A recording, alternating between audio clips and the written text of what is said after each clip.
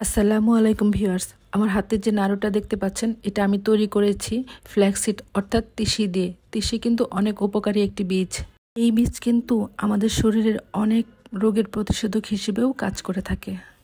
এই তিসি হচ্ছে আমাদের নাড়ুর আজকের মেইন উপাদান। তিসিগুলোকে আমি বেছে নিয়েছি এবং এটাকে আমি হালকা আঁচে ভাজবো। ঠিক এরকম ফুটে উঠবে যখন, তখন বুঝতে হবে ভাজা হয়ে গেছে। তিসির কাছাকাছি পরিমাণে আমি সাদা তিল নিয়েছি। এই তিলটাকেও আমি ভেজে নিচ্ছি।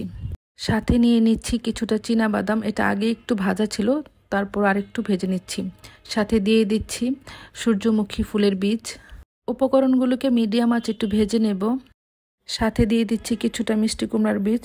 এবার সবগুলো উপকরণকে সুন্দর করে ভেজে নেব। বীজগুলোকে আলাদা পাত্রে রেখে দিয়ে এবার আমি ড্রাই কোকোনাট আর ওটস হালকা আঁচে ভেজে নেব।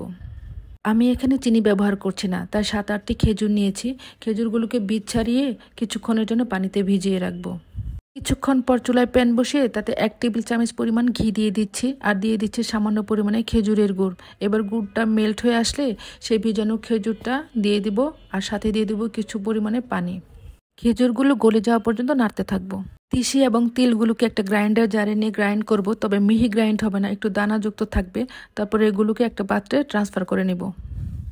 এবার বাদাম এবং বীজগুলোকে কয়েকটা এলাচ দানা দিয়ে ভালোভাবে গ্রাইন্ড করে নেব এবং সেম পাত্রে ট্রান্সফার করে নেব। এবার কোকোনাট আর ওটস গ্রাইন্ড করে সেম পাত্রে ট্রান্সফার করে নেব। এবার সবগুলো উপকরণ মিক্সড করে নিয়ে সাথে একটু জায়ফল গুঁড়া অ্যাড করে নিচ্ছি। এবার খেজুরের যে মিশ্রণটা রেডি করেছিলাম সেটা দিয়ে দিচ্ছি, সাথে দিয়ে দিচ্ছি কিছুটা ঘি। এবার ভালোভাবে গরম থাকা অবস্থায় হাত দিয়ে মেখে নেব এবং গোল গোল করে নাড়ুর শেপ দিয়ে সবগুলো একে একে তৈরি করে নেব। এখানে তিসি ছাড়াও যে উপকরণগুলো দেওয়া হয়েছে প্রতিটি উপকরণই শরীরের জন্য খুবই উপকারী। আসসালামু আলাইকুম, ভালো থাকবেন।